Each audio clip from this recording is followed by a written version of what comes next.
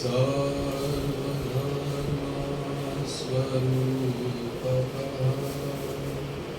आचार्याणां महाचार्यो रामकृष्णाय ते नमः। यथाग्निर्दाहिका शक्तिः रामकृष्णे स्थिता हिया सर्वविद्या स्वरूपां तां शारदां प्रणमाम्यहम्।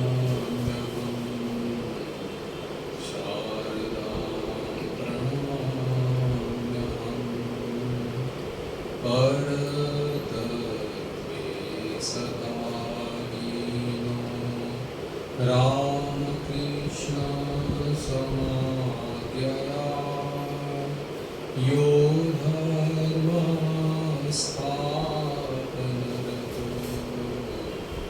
वीरेशं तं नमाम्यहम्। वीरेशं तं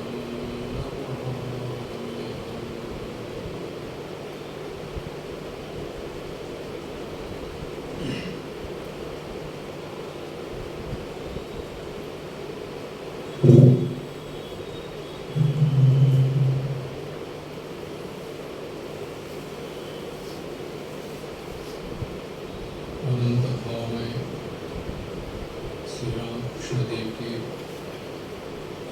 लीला चरित्र में गुरु भाव के अंतर्गत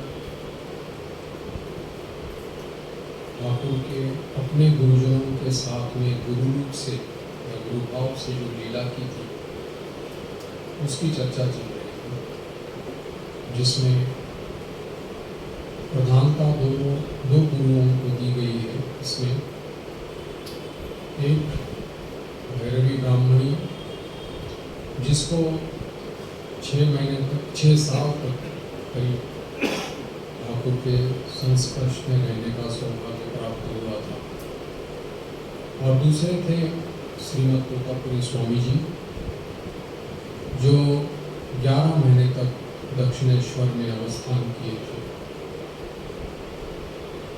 श्रीमद तोतापुरी जी के बारे में जो जानकारी ठाकुर से प्राप्त होती है वही यहाँ पर ग्रंथकार ने यहाँ पर उल्लेख किया है। साधारणतः जो परिव्राजक रूप में भ्रमण करते हैं या सन्यासी हैं उनको पूर्वाश्रम के बारे में पूछना निषेध रहता है। कहाँ से है, कौन से ग्राम से है, उनका नाम क्या है, आदि आदि। तो इसलिए तोतापुरी स्वामी जी से ठाकुर को जो जानकारी प्राप्त हुई और वही जब उन्होंने अपने पार्षदों को कही थी उसी का ही उल्लेख यहाँ पर किया है। कहा जाता है कि उनका स्थान जो है, गुरु का स्थान जो है वो पंजाब में था, लुधियाना नामक स्थान में। उनके गुरु जी एक प्रख्यात योगी थे और उनके ही गुरु परंपरा में वहाँ पर एक मठ की स्थापना की थी। वहाँ कहा है कि जो सिद्ध हो जाता है अर्थात जो ब्रह्मबोध संपन्न महापुरुष हो जाता है उसी को ही उस मठ का महंत बनाया जाता है। तोतापुरी जी के बातों से लगता है कि उनकी जो सन्यासी मंडली थी वहाँ पर निर्गुण उपासना का प्रचलन था, यानी कि वेदांत की जो साधना रहती है उसके ऊपर ज़्यादा जोर दिया जाता था।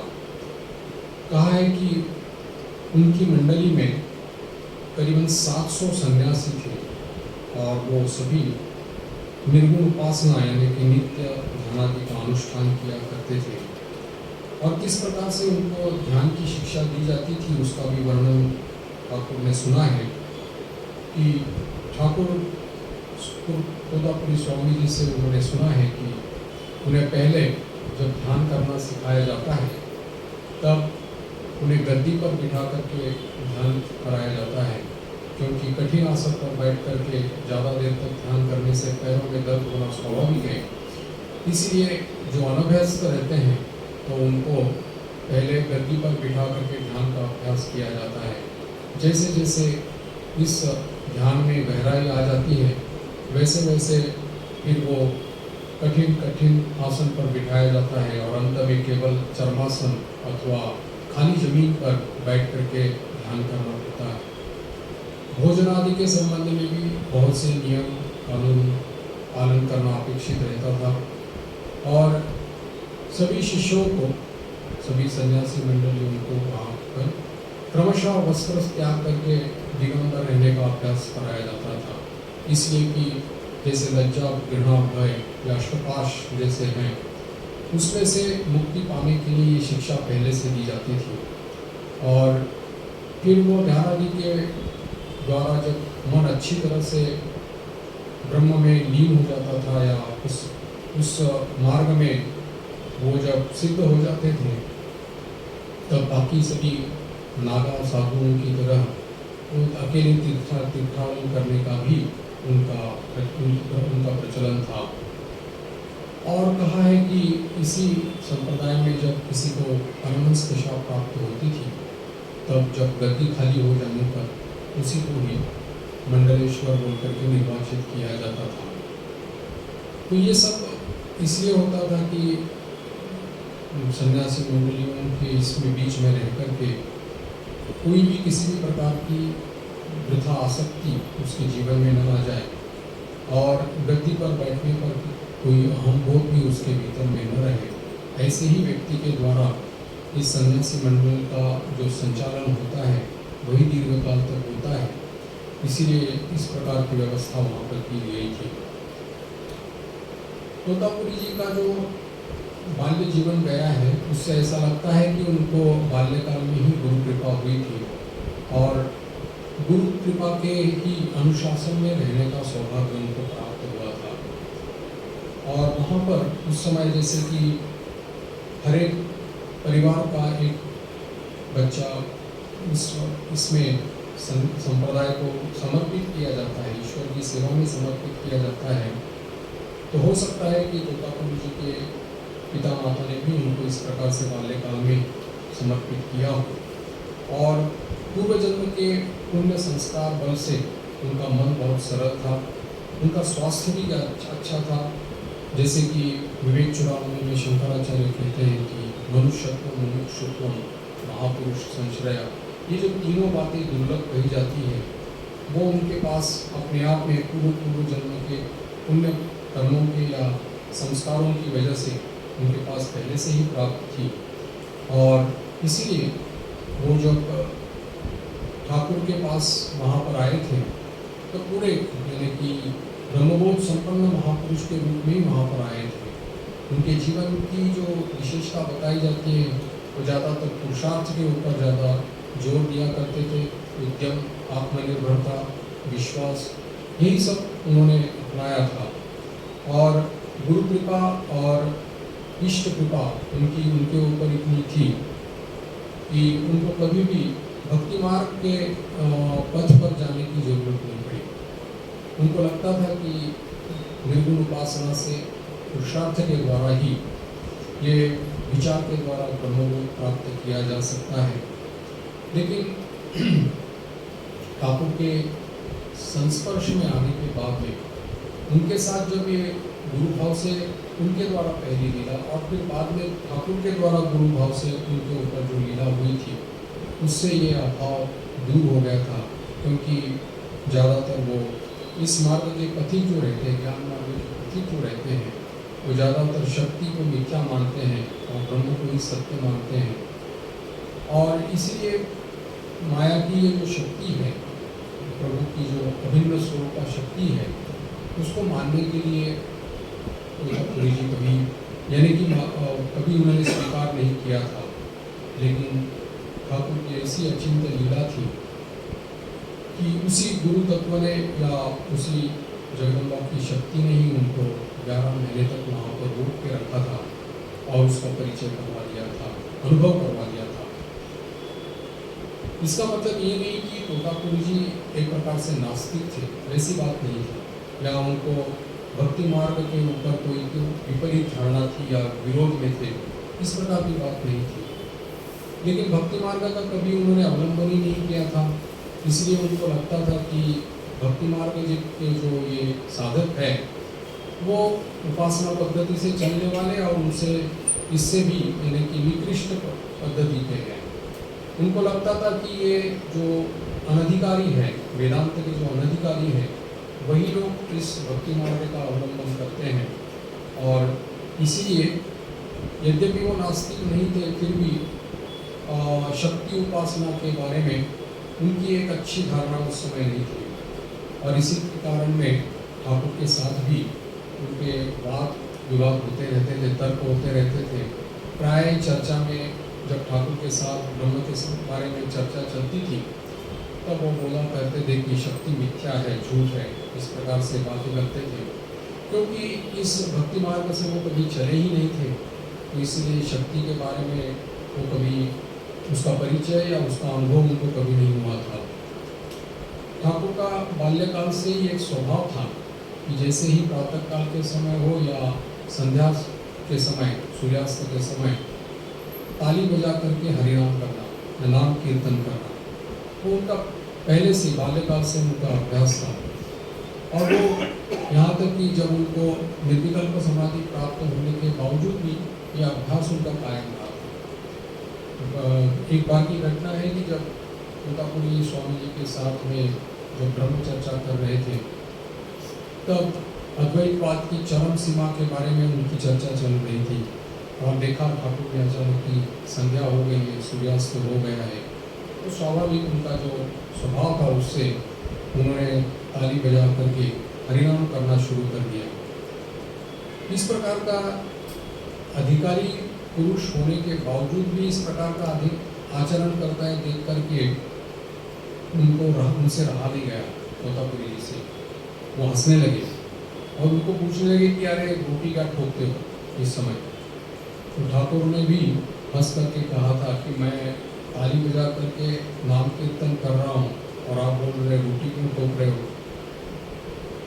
तोतापुरी स्वामी जी भी इस बात को सुन करके हंसने लगे, लेकिन वो जानते थे कि ठाकुर का ये आचरण अर्थहीन नहीं है, इसमें सचमुच ही एक गूढ़ तात्पर्य है, लेकिन वो समझ नहीं पा रहे थे, इसलिए उन्होंने उसका प्रतिवाद भी नहीं किया था। प्राय तोतापुरी जी के साथ में ठाकुर का दिन में और शाम को भी मुलाकात होती थी और चर्चा, वेदांत चर्चा चलती थी। एक बार की बात है जब तोतापुरी स्वामी जी अपने धुनी के पास बैठे हुए थे, ठाकुर भी उनके निकट में थे। चर्चा करते करते रात का समय हो गया और यानी कि उस तन्मय अवस्था में दोनों भी एकदम उस चर्चा में डूब गए थे। सामने धुनी में आग जल रही थी और उसी समय ही उस कालीबाड़ी के जो एक कर्मचारी थे उसको तम्बाकू पीने की इच्छा हो गई, इसलिए वो चिलम में जो तम्बाकू भरते हैं उसको आग जो लगती है उसके लिए वो वहाँ पर आया और जो धुनी थी उसमें से एक लकड़ी निकाल करके अग्नि लेने लगा। तोतापुरी स्वामी जी उनके साथ में तन्मय होकर के चर्चा कर रहे थे और जब उन्होंने देखा सामने से वो कर्मचारी वो लकड़ी ले जा रहा है तो अचानक वो गुस्सा हो गए, क्योंकि नागा संप्रदाय के होने के कारण में धुनी उनके लिए बहुत पवित्र थी। सर्वदा धुनी जला करके रखते थे, अग्नि को ही पवित्र मान करके उसको ही भोग दिया करते थे और प्रसाद ग्रहण करते थे। तो ये सब अग्नि के प्रति बहुत बड़ी पूज्य भाव था, पवित्र भाव था। और इस प्रकार से कर्मचारी आकर के उसी समय आकर के लकड़ी आग लेने के लिए, चिलम जलाने के लिए ले लेता है, तो वो गुस्सा हो गए। हाथ में चिमटा था उनका जो सदैव उनके साथ में रहता था, उस चिमटा को उन्होंने हाथ में ले लिया और उसके ऊपर गुस्से से दौड़ पड़े और उसको गाली देने लगे।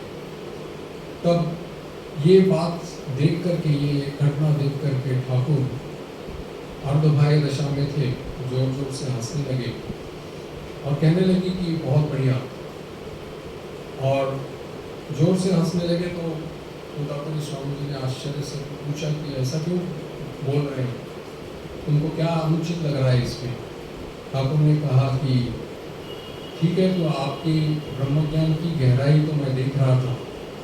यदि आप ये कह रहे हैं कि ब्रह्म के अतिरिक्त और कोई सत्ता नहीं है, सभी पदार्थ जो है ब्रह्म का ही प्रकाश है, लेकिन आज इस बात को अचानक भूल करके उस कर्मचारी को मारने के लिए आप दौड़ गए, इसलिए देख रहा था कि आपके ब्रह्म ज्ञान की दौड़ कहाँ तक है। सुन करके तोतापुरी स्वामी जी बहुत गंभीर हो गए और उन्होंने ठाकुर को ये कहा था कि वास्तव में ही मैं गुस्सा हो गया था और क्रोध करना बहुत बड़ी खराब चीज़ है, आज से मैं क्रोध नहीं करूँगा। और उसके बाद से उन्होंने गुस्सा करना छोड़ दिया था।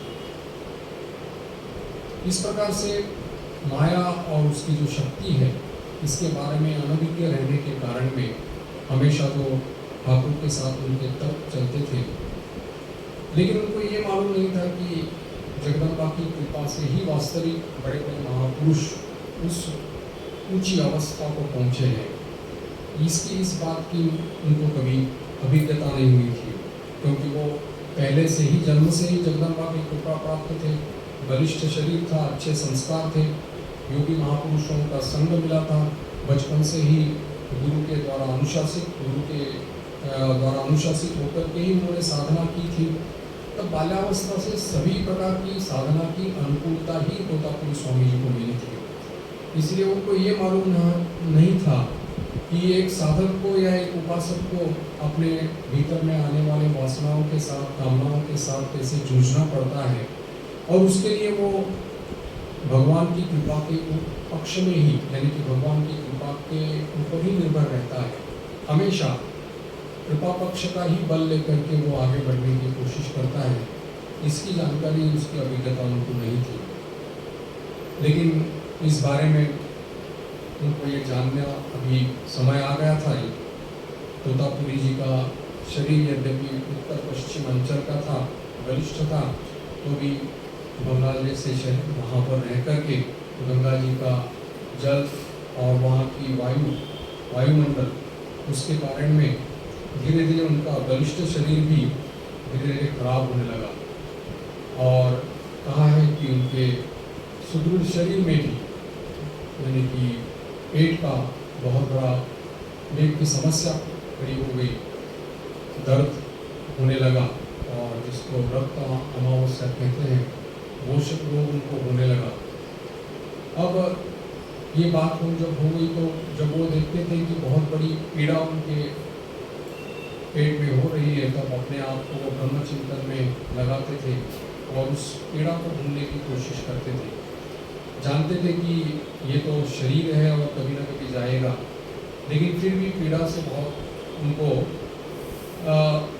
उनका मन भी बहुत बड़ा विचलित होने लगा था। उनको लगा कि दक्षिणेश्वर में बहुत दिन तक यहाँ रहा हूँ, अब समय आ गया है यहाँ से विदाई लेने का, चले जाने का।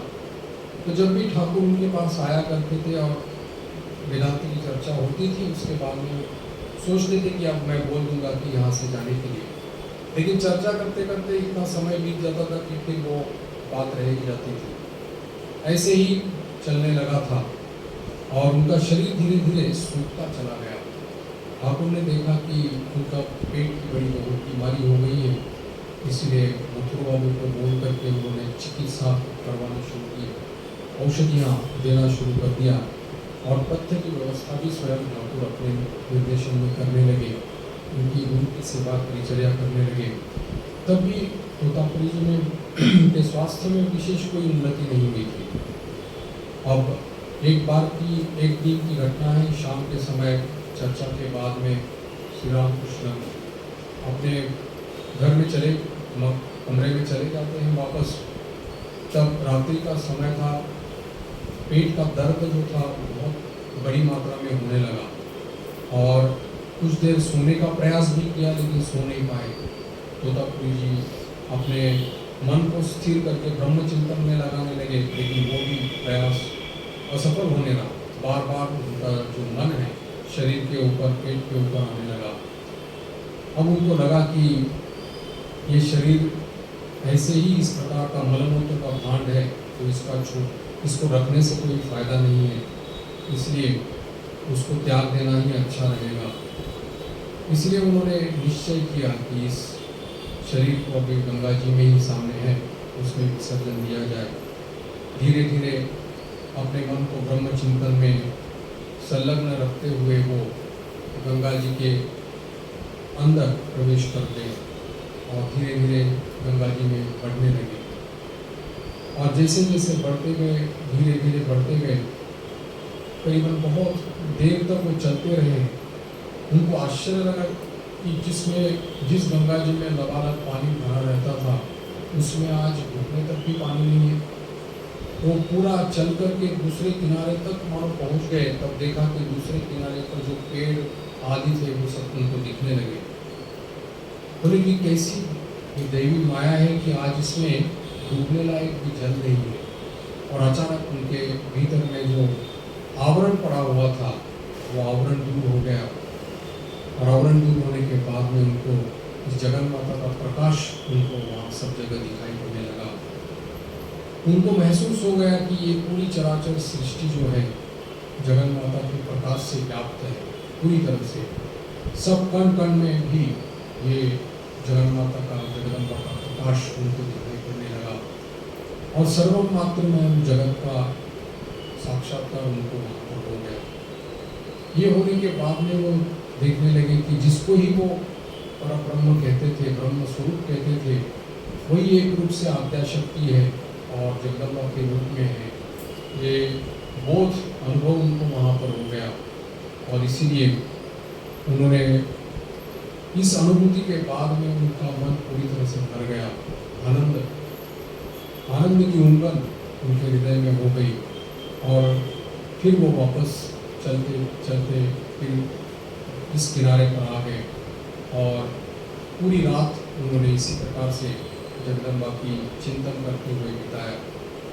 दूसरे दिन प्रातः काल में जब ठाकुर वहाँ पर आ गए, उनका स्वास्थ्य पूछने के लिए जब आ गए, तब देखा कि तोतापुरी स्वामी जी का मुखमंडल जो है आनंद से प्रफुल्लित है, मानो उनके शरीर में कोई रोग है ही नहीं। तब उन्होंने ठाकुर को बैठने के लिए संकेत किया और कहा कि देखो ये रोग जो हुआ था मुझे, यही बड़ा मेरा मित्र बन गया और इसी की वजह से मुझे कल माँ जगदम्बा के दर्शन प्राप्त हुए। अब मैं उनकी कृपा से मैं रोग मुक्त हो चुका हूँ। इतने दिनों तक मैं अज्ञानी था, शक्ति को मिथ्या समझता था, झूठ समझता था, लेकिन कल की घटना ने मुझे अनुभव करा दिया कि शक्ति का अस्तित्व और शक्ति का परिचय अनुभव मुझे करवा दिया। अब मैं अच्छी तरह से समझ पाया हूँ कि ब्रह्म और शक्ति एक ही, जैसे तुम कहते थे। सब सुनकर के ठाकुर हंसने लगे और कहा कि आप तो मानते ही नहीं थे माँ को, इसलिए माँ ने आपको इसी तरह से समझा दिया। आप तो इसको भ्रम समझते थे।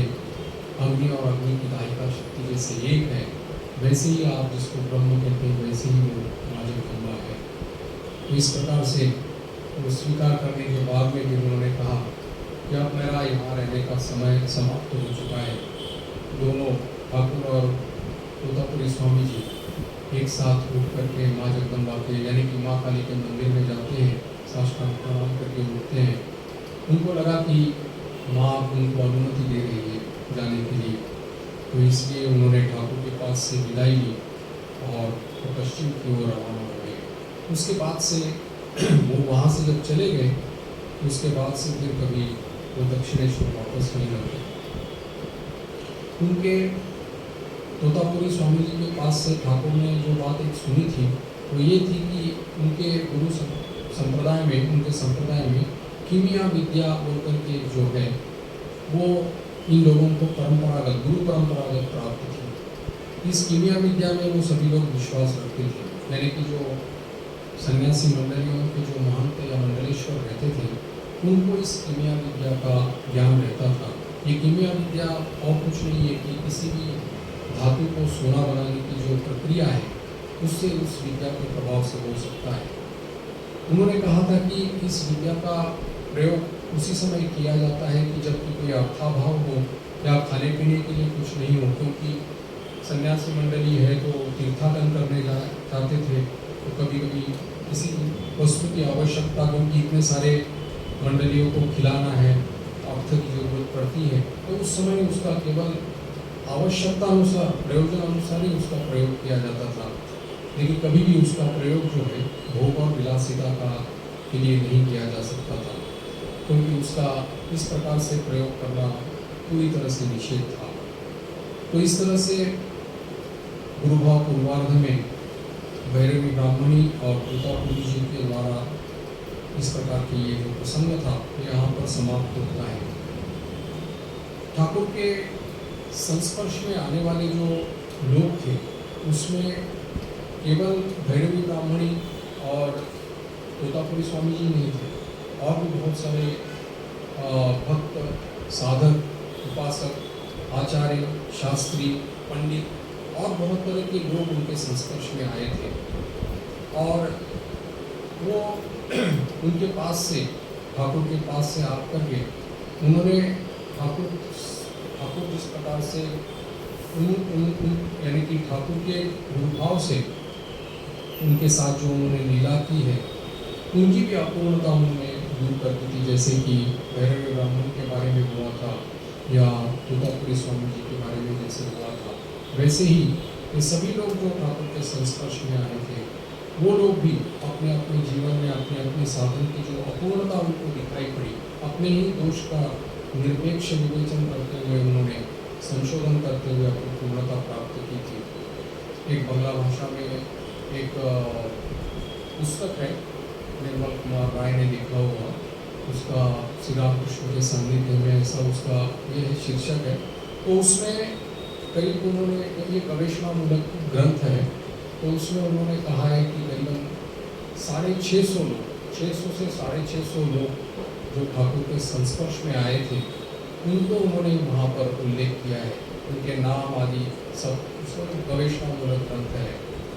तो हो सकता है कि ये तो केवल उनको जो पता चला या उन्होंने गवेषणा करके इतने लोगों का नाम जिनको मिला वो उन्होंने लिखा हो, लेकिन उससे भी कहीं ज़्यादा लोग ठाकुर के संस्पर्श में आए होंगे और ठाकुर के कृपा दृष्टि से उपकृत हुए होंगे, इसमें कोई संदेह नहीं। अब गुरुभाव उत्तरार्ध में यहाँ पर, क्योंकि गुरुभाव पूर्वार्ध के बाद में ही ग्रंथकार ने गुरुभाव उत्तरार्ध लिखा था, यहाँ पर भी जो भूमिका लिखी है या उसकी प्रस्तावना जो लिखी है, उसमें इसी बात को फिर से दोहराया है ग्रंथकार ने कि ठाकुर की ये जो भावमुख अवस्था में अवस्थान जो है और उनके जीवन में गुरुभाव का जो विकास हो गया था, उसको समझे बिना इस अद्भुत देव चरित्र का मर्मोद्धार करना संभव नहीं है। तो इसीलिए उसकी पहली उन्होंने वो प्रचेष्टा उसी भाव से समझाने की है।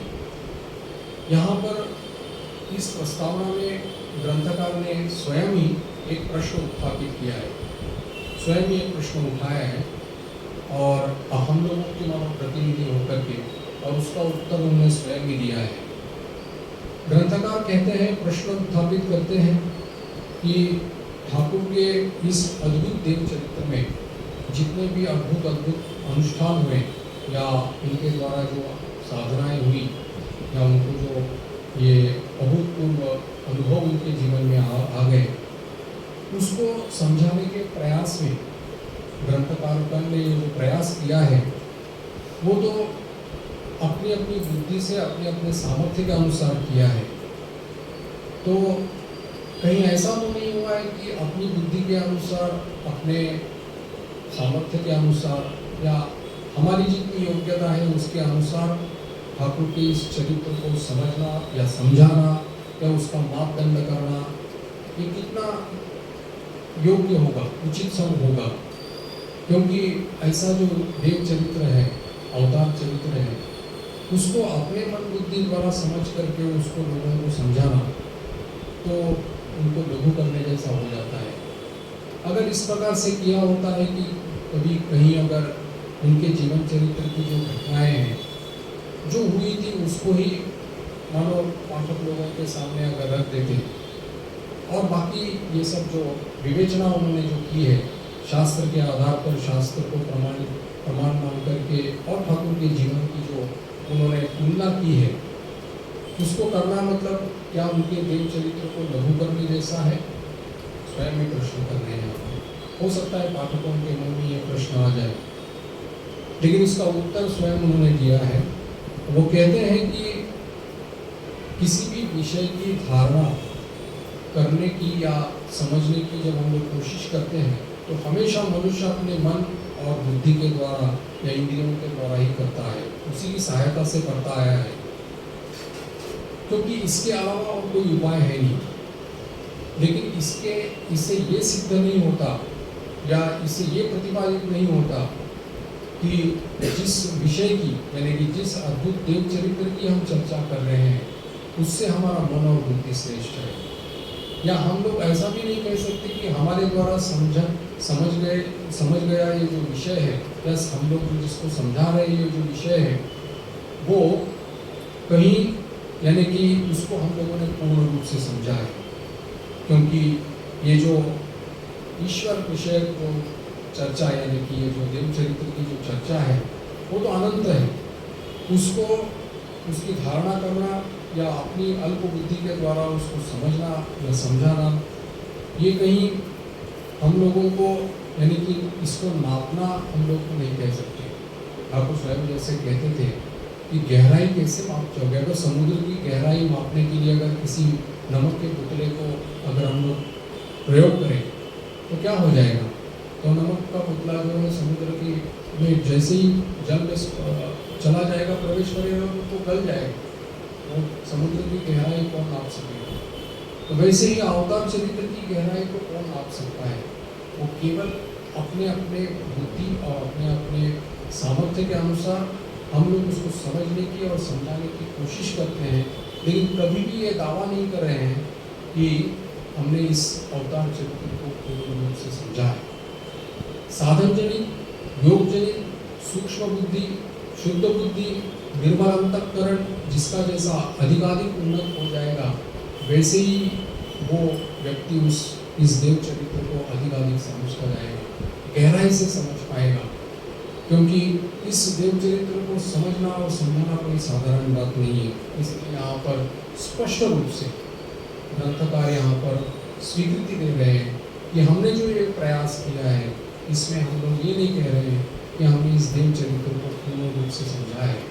हो सकता है कि कोई और हमसे भी उन्नत साधक जो है, जो इस पवित्रता की चरम सीमा पर है या उन्होंने साधन जनित उसके पास वो उपलब्धि है, उस आलोक में श्री रामकृष्ण चरित्र को देख सकता है और अच्छी तरह से और भी अच्छी तरह से समझ सकता है। हमने अपनी बुद्धि के अनुसार, योग्यता के अनुसार, सामर्थ्य के अनुसार इस चरित्र को समझने की और समझाने की कोशिश की है, लेकिन ये दावा हम लोग कभी नहीं करेंगे कि हमने संपूर्ण रूप से उसको समझाया है या समझाने की कोशिश की है। तो जैसे कि हम लोग जानते हैं, एक तो लीला प्रसंग तो है और दूसरा है कि श्री रामकृष्ण वचनामृत या कथामृत जिसको मास्टर महोशय ने लिखा है, वहाँ पर भी इसी प्रकार से ही उन्होंने केवल ठाकुर के संस्पर्श में आने के बाद में उन्होंने उस जितनी भी घटनाएं हुई थी उसको केवल उन्होंने जो कथोपकथन हुआ है, वार्तालाप हुए हैं, उसको जैसे हुआ था वैसे उन्होंने उसमें लिख दिया है। वहाँ उन्होंने विवेचना नहीं की है, लेकिन फिर भी वो सर्वांगीण और अपूर्व सुंदर ग्रंथ हुआ है। इसलिए इसकी जब दूसरा कथामृत का जो दूसरा लिफलेट पुस्तिका जो थी वो उन्होंने 1897 में स्वामी जी को भेजी थी, तब स्वामी जी बाहर भ्रमण कर रहे थे, तब स्वामी जी ने उसको मास्टर महोशय को उसके बारे में कॉम्प्लीमेंट किया है और पत्र लिखा है। और पत्र में मास्टर महोशय को लिखा है कि your move is quite original. English में पत्र लिखा है, your move is quite original and never was the life of a great teacher was presented before the people untarnished as you are doing it now. The language is very simple, easy, fresh and original. And should it not be original? Because our God himself is original. So the language will be also original. ये इस प्रकार का उन्होंने complement जो है ठाकुर स्वामी जी ने master महोशय को दी थी। और उन्होंने कहा था, इसमें कहा है कि स्वामी जी कहते हैं कि तुम्हारी जो ये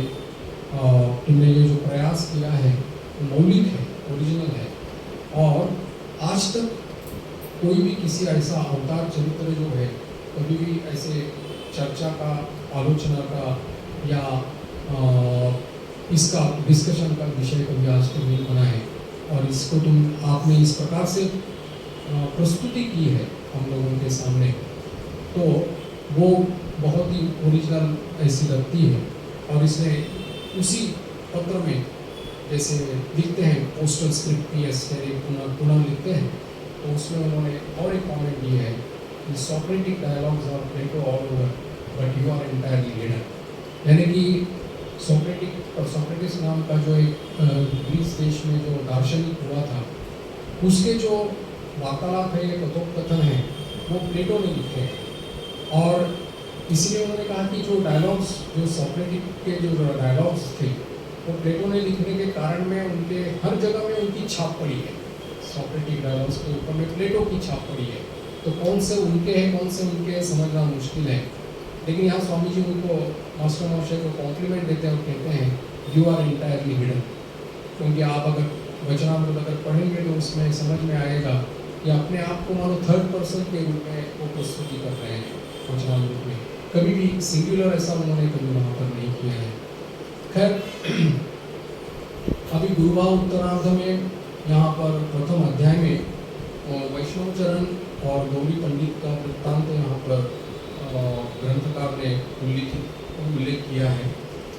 यहाँ पर कहा है कि ठाकुर के साधन काल में जितने भी लोग उनके पास आए थे, विशिष्ट सब संप्रदाय के, बहुत संप्रदाय के जो साधु संत महात्मा साधक शास्त्र के पंडित, जो जितने भी लोग उनके पास, और केवल कलकत्ता से नहीं, बहुत दूर दूर से जो उनके पास आए थे, उन्होंने ठाकुर के पास आकर के उनका जो देव चरित्र था, उसका जो प्रभाव जो था, हर एक के जीवन में वो उन्होंने अपने जीवन में अनुभव किया था। और अपने जीवन में, धर्म जीवन में उसका प्राण संचार जो हुआ था, उसको लेकर के वो अपने अपनी जगह स्थान पर गए थे। और सभी जो उनके संस्पर्श में जो लोग आए थे, उनको भी उन्होंने उसी शक्ति से संचारित किया था। और ये बात उस समय के कलकत्ता के लोग जानते नहीं थे, क्योंकि उन लोगों की ये धारणा थी कि ठाकुर का परिचय ब्राह्मण समाज के जो नेता हैं, केशव चंद्र सेन है या विजय कृष्ण गोस्वामी है, शिवराज शास्त्री है, इनके द्वारा ही कलकत्ता के लोगों को परिचय हुआ था। लेकिन ये बात नहीं थी, क्योंकि साधन काल में जिस भाव की साधना ठाकुर करते थे, उस भाव के सभी साधक मानो उनके पास आकर के उपस्थित होते थे। अब सबके नाम और सबके ये तो हम लोगों को पता नहीं है, क्योंकि जैसे वेदांत की साधना जब की थी तोतापुरी जी के अनुशासन में, तब परमहंस के दल आ जाते थे। एक परमहंस देखने को नहीं मिलता, यहाँ परमहंस के दल आए थे ठाकुर के पास में। और स्वाभाविक है कि वो भी ठाकुर के जीवन से उपकृत होकर के वो वापस गए थे। ठाकुर कहा करते हैं कि फूल खिलने पर भ्रमर अपने आप, यानी भगवत जो है अपने आप आया करते हैं, उसको बुलाना नहीं पड़ता। तो कोई भगवत प्राप्त महापुरुष जो रहता है, तो उसके भीतर में वो योग्यता आ जाती है, या माँ जगदम्बा की इच्छा से वो सामर्थ्य आ जाता है कि जितने भी अध्यात्म पिपासु लोग हैं, वो सब उनके पास आने लगते हैं। ये एक अलिखित और अनिर्दिष्ट नियम है कि जब भी कोई इस प्रकार का जमीन तैयार हो जाती है, या महापुरुषों के जीवन में इस प्रकार का भगवत स्फुरण होने लगता है, या भगवत प्राप्त हो जाते हैं, तब कहीं ना कहीं से जहाँ जहाँ भी साधक हैं, उपासक हैं, आध्यात्म उपासु लोग हैं, वो अपने आप कहीं ना कहीं से एक दैवी इच्छा से प्रेरित होकर के उस महापुरुष के पास जाते हैं और अपना जीवन धन्य कर लेते हैं, कृतार्थ कर लेते हैं। इसके बारे में ठाकुर कहा करते थे कि जिसको, यानी कि इस प्रकार का धर्म उपदेश देना है, या जिसको इस प्रकार की सबको आध्यात्मिकता के बारे में उपदेश प्रदान करना है, उसको चापरास रहना चाहिए। चापरास का तो वो बोलते थे कि माँ जगदम्बा की विशेष शक्ति उसमें होनी चाहिए, तभी ठीक उसकी बातों को लोग ग्रहण कर पाएंगे, उपदेश की धारणा कर पाएंगे। देखा जाए तो आध्यात्मिक विषय या आध्यात्मिक जीवन के बारे में ज़्यादातर 100 में 99 लोग तो करीब अंधे ही रहते हैं। लेकिन बहुत सारे लोग ऐसे रहते हैं जो अपने पास थोड़ी बहुत ही विद्या है, उसके बाद में ही लोगों को इस प्रकार से मार्गदर्शन करना या उनको दिशा दिखाना शुरू कर देते हैं। उसके बारे में यहाँ पर ग्रंथकार सजाग कर देते हैं, सतर्क कर देते हैं और कहते हैं कि अगर इस प्रकार का कोई अगर अनुकरण करें तो जैसे अंधे नहीं बनियमाना यथांधा अंधकूपे पतंती, जैसा कि एक अंधा दूसरे अंधे को जैसे रास्ता दिखा रहा है और दोनों देखते नहीं है इसलिए कहीं कुएं में गिर जाते हैं, तो वैसे ही अवस्था हो जाती है। तो ठाकुर के जीवन में जो इस प्रकार का जो चापरास मिली थी, जिस प्रकार से उनको ये मिला था, एक शक्ति मिली थी जगदम्बा के द्वारा और योग्यता जो उनमें थी, वो माँ जगदम्बा ने उनको अपने हाथ का ठीक ठीक यंत्र बना दिया था। उन्होंने देखा कि वास्तविक ही जब सत्य वस्तु या सत्य स्वरूप भगवान को अपने भीतर में जब बोध किया जाता है, तभी लोग अपने आप वहाँ पर बिना बुलाए चले आते हैं और अपनी यानी कि उस बोध संपन्न महापुरुष के द्वारा संस्पर्श में आकर के उसकी कृपा दृष्टि से वो कृतार्थ हो जाते हैं। और ये साधारण सभी जगह ऐसे ही नियम है। यहाँ पर जैसे कि पहली हमने कहा था कि प्रधानता जो दो लोगों को दी गई थी, इसमें भैरवी ब्राह्मणी का पहले आगमन होता है ठाकुर के पास में। भैरवी ब्राह्मणी का ठाकुर के जीवन में आना एक विशेष घटना है, क्योंकि एकमात्र भैरवी ब्राह्मणी ऐसी उच्च कोटि की साधिका थी जिन्होंने ठाकुर के जो भाव है, महाभाव है, इसको ठीक तरह से समझा था। वो भक्ति शास्त्र की विशेष अधिकार उसमें था और उच्च कोटि की साधिका थी और इसीलिए वो जब वहाँ पर आकर के उपस्थित होती है तब ठाकुर का जो यानी कि ठाकुर जब ब्राह्मणी आने के पहले उसके उनके जीवन में जिसमें जो उन्माद आकर के उपस्थित हुआ था और उस उन्माद के कारण में लोग उसको शारीरिक रोग समझते थे या वायु रोग हुआ है ऐसा समझते थे।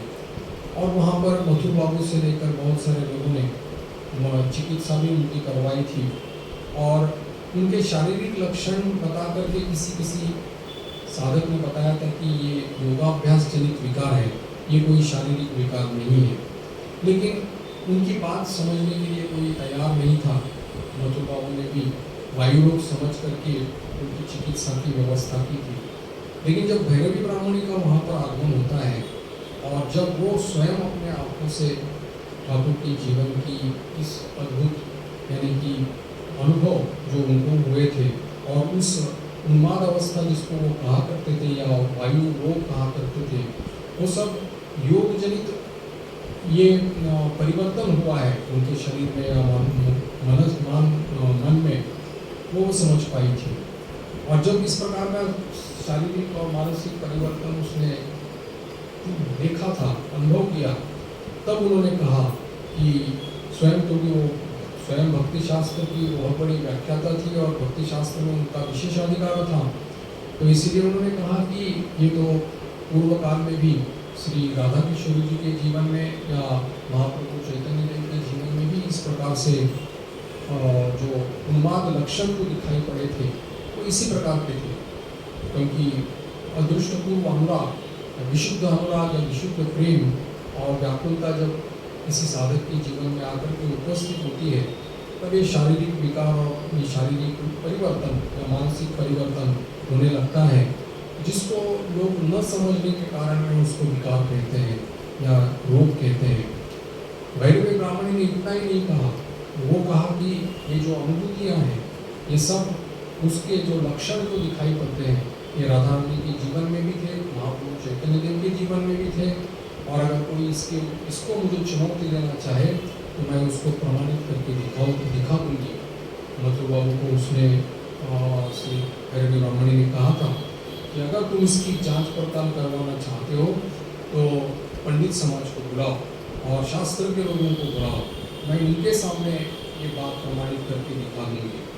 और ऐसा सुनने के बाद में मथुर बाबू को भी बड़ा आश्चर्य लगा था, लेकिन वो उनकी बात माने कैसे, क्योंकि मथुर बाबू बड़े विषयी थे।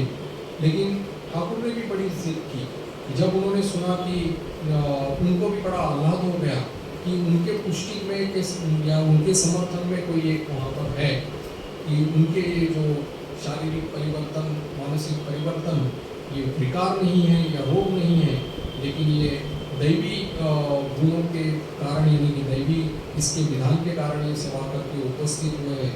इसका वो शास्त्रीय प्रमाणों के साथ कोई अगर उसको प्रतिपादित करे तो फिर तो ये विकार नहीं कहे जाएंगे, ये रोग नहीं कहे जाएंगे। इसे बालक सौरभ ठाकुर ने मोती बाबू को कहा कि जब ये कह रही है तो पंडितों की सभा क्यों नहीं बुलाती? पंडितों की तब उस समय के कलकत्ता में जितने लोग पंडित समाज था, वहाँ के जितने साधक थे या विद्वान लोग थे, उनको बुला करके इस बारे में जांच क्यों नहीं करवाई जाए। बार बार जब उन्होंने अनुरोध किया तब मोती बाबू ने उसको सम्मति दी थी और उसी समय उन्होंने पंडित जो वहाँ पर उस पंडित मंडली जो कलकत्ता में थी उसमें अग्रगण्य जो थे, उनका नाम था वैष्णव चरण। वैष्णव संप्रदाय के थे और वैष्णव संप्रदाय के नेता थे। वो बहुत उनकी प्रसिद्धि थी, वो श्रीमद् भागवत की बहुत अच्छी व्याख्या करते थे और साधारण लोगों पे उनकी बहुत बड़ी ख्याति थी। उसके अतिरिक्त तो उन्होंने बांकुड़ा जिले के इंदेश ग्राम के जो गौरी पंडित नाम के जो पंडित थे, वो भी एक बहुत बड़े पंडित थे और साधक भी थे, विशिष्ट क्षमता के साधक थे, तो उनको भी बुलाने का उन्होंने निर्णय लिया। और यहाँ पर कहा जाता है कि वैष्णव चरण ये जो थे वो उनको भी ठाकुर के साथ में, यानी कि ठाकुर के पास में आने का भी उनको मौका मिलता है और ठाकुर के जीवन में, यानी कि ठाकुर के जो लक्षण उन्होंने भैरवी ब्राह्मण ने जो बताए थे, वो लक्षण जब उनके भीतर में देखते हैं तो उनको भी आश्चर्य लगता है, वो भी इस बात की स्वीकृति देते हैं।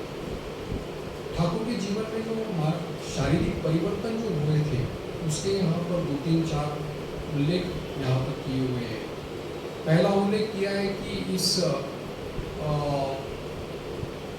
यानी कि इस कठोरता के कारण या तपस्या के कारण या उनके अनुभवों के कारण, व्याकुलता के कारण उनके भीतर में एक गात्रदाह शुरू हो गया था, शरीर का जलना, शरीर में बहुत जलन होती थी और बहुत उस कष्ट अनुभव करते थे। बहुत चिकित्सा भी उसकी हो रही थी और वैद्यों को दिखाया गया था, बड़े तेल और मालिश करने की व्यवस्था भी उनको वहाँ पर की गई थी। और ठाकुर कहते थे कि जैसे जैसे दिन चलता था मैं जाकर के गंगा जी में वहाँ पर खड़ा रहता था गले तक और 2-3 घंटा तक वहाँ पर खड़ा रहता था, क्योंकि वो शरीर की जलन जो होती थी वो किसी भी प्रकार से उसका प्रशमन नहीं होता था।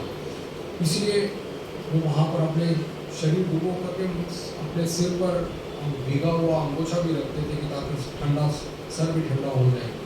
2-3 घंटे के बाद में फिर आकर के वो बाबुओं की कोठी जहाँ पर वो रहते थे वहाँ पर संगमरमर की फर्श थी, उसके ऊपर में पानी डाल करके उसके ऊपर भीगा अंगोछा लेकर के वो सो जाते थे, उन्हें लेटते थे। लेकिन ये स्थिति सुनने के बाद में ब्राह्मणी ने लेकिन ये उसको विकार नहीं कहा या रोग नहीं कहा था। और ये उन्होंने कहा कि ये जो ईश्वर दर्शन की जो व्याकुलता, आंतरिकता उनके हृदय में जो आ गई है उसके कारण ही ये इस प्रकार का परिवर्तन हुआ है। लेकिन उसका उपाय भी वो बताती है और वो उपाय बड़ा अद्भुत है, साधारण लोगों से हट करके उपाय उन्होंने बताया।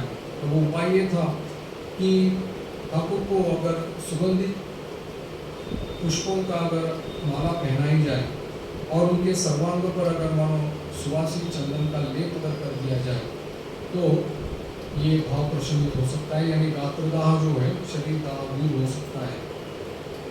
जब ये सुना तब वहाँ पर उपस्थित सभी लोग हंस पड़े, क्योंकि आज तक इतने सारे उपाय किए गए, चिकित्सा की गई, बहुत सारे तैल मर्दन वगैरह किया गया, लेकिन आज तक कोई उपाय भी इसका नहीं हुआ। और ये एक अलग से उपाय सुनकर के मथुर बाबू भी अपनी हंसी रोक नहीं पाए, लेकिन ऐसा कोई बड़ी बात नहीं थी, इसलिए उन्होंने वो भी प्रयोग करने के लिए उन्होंने कहा। तो जैसे कि उन्होंने 3 दिन तक उस माला को, सुगंधित माला को पहन करके या पूरे चंदन का लेप अपने शरीर पर देने के बाद में वास्तविक ही 3 दिन के बाद उनका शरीर दाह जो था वो दूर हो गया था।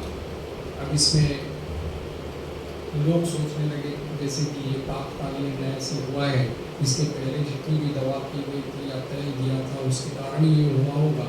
फिर ये बहिर्मी ब्राह्मणी का जो उपाय था उससे उनको बहुत इसका प्रशमन हुआ था। दूसरी बात ये थी कि उनके जीवन में आकर के उपस्थित हुई थी वो कि साधन काल में ही उसी समय ही कि बहुत बड़ी भूख लगती थी, विपरीत क्षुधा जिसको कहा है, यानी कि इतनी भूख लगती थी कि खाने के बाद भी उनको लगता था कि कुछ खाया नहीं, भोजन करके उठे हैं तो लगता है कि कुछ खाया ही नहीं, फिर से भूख सताने लगती थी। अब वो उनको लगा कि ये क्या रोग मुझे हो गया है, ये क्या विकार हो गया है इसमें, इसका भी उपाय ब्राह्मणों ने बताया। बोलते हैं कि ये सब इसमें डरने की बात नहीं है, क्योंकि इस पथ में जाने वाले सभी साधकों को ये अनुभव करना पड़ता है, इस प्रकार की विकार जो ये परिवर्तन उसको देखना यानी कि अनुभव करना पड़ता है, इसलिए इसमें डरने की कोई बात नहीं है। यहाँ पर भी उन्होंने मथुर बाबू को कहकर के उनके ही कमरे में, ठाकुर के कमरे में ही बड़े बड़े थाले में मिठाई, रसगुल्ला, पूरी, जितने भी भोज्य पदार्थ हैं वो सब थाले थाले भर करके उनके पास कमरे में रखवा दिए और कहा कि बाबा तुम इसी कमरे में रात दिन रहो और जो भी जितना भी खाना है, जब भी खाना है, जैसे भी खाना है वैसे खाते रहो। ठाकुर कहते थे कि उसको दिन रात में देखता था, कभी खाने की इच्छा हुई तो खाया, कभी नहीं खाने की इच्छा हुई तो नहीं खाया। इस प्रकार 3 दिन देखते देखते वो भाव मेरे मन से चला गया और फिर वो विपरीत क्षुधा जो थी, जो लगातार सता रही थी, वो कम हो गई थी। तो इस प्रकार की अलग अलग जो इसका उल्लेख और भी उन्होंने यहाँ पर इस ग्रंथ में किया है। तो भैरवी ब्राह्मणी का बहुत बड़ा अवदान यहाँ पर ये रहा है कि उन्होंने ठाकुर की ये जो दैवजनिक जो अवस्था हुई थी, ये उनके जीवन में आकर के उपस्थित हुई थी, उसको कभी भी उन्होंने विकार नहीं समझा, उसको कभी भी उन्होंने रोग नहीं समझा। दूसरी बात कि तोतापुरी जी भी बहुत बड़े ब्रह्मबोध संपन्न महापुरुष थे, लेकिन ठाकुर को कभी वो अवतार पुरुष बोलकर कैसे पहचान नहीं पाए, अनुभव नहीं कर पाए। हालांकि वेदांत की दृष्टि से तो अवतार पुरुष अवतार होते ही नहीं है, वेदांत की परिभाषा में अवतार नहीं है, लेकिन फिर भी उन्होंने कभी अवतार बोल करके उनको पहचान नहीं पाए। लेकिन भैरवी ब्राह्मणी एक पहली साधिका, उच्च कोटि की साधिका थी जो गुरु के रूप में उनके पास आई थी, जिन्होंने ठाकुर को अवतार बोल करके घोषित किया और इतना ही नहीं, उसको प्रमाणित करने के लिए भी वो कमर कस के लगी थी। और फिर उसकी चर्चा हम लोग बाद में करेंगे।